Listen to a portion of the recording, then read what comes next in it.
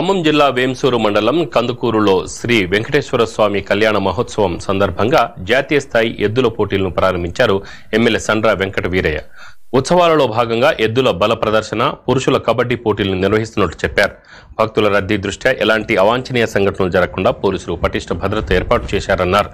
పోటీల్లో గెలుపొందిన ఒంగోలు వృషభరాజ గిత్తలకు బహుమతులు ప్రదానం చేస్తారని చెప్పారు. క్రీడల ముగింపు కార్యక్రమంలో మంత్రులు నిరంజన్ రెడ్డి, పువ్వాడ అజయ్, ఎంపీలు, జిల్లా నాయకులు పాల్గొంటారని తెలిపారు ఎమ్మెల్యే సండ్ర.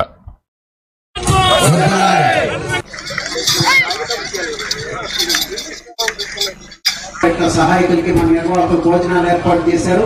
మీకు టోకెన్స్ మరియు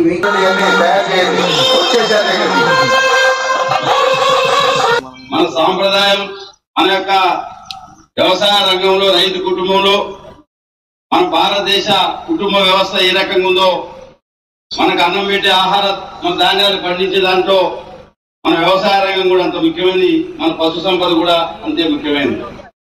గోమాతను పూజించడం అంటే అత్యంత పవిత్రమైన మన భగవంతుని పూజించినట్టే. మన సాంప్రదాయంలోనే ఒక గొప్ప గుణం కలిగింది మన గోపూజ, గోమాత. మన చరిత్రలో కూడా గోవుకి అత్యంత విశిష్టత ఉన్నది. వారసత్వంగా వస్తున్న మన గోవులను సంరక్షించాలి. కొన్ని లక్షల రూపాయలు ఖర్చు పెట్టైన రైతులు మరి మన వారసత్వ సంపదను కాపాడుతున్న ఈ సందర్భంలో వాళ్ళని ప్రోత్సహించాలనే ఉద్దేశంతో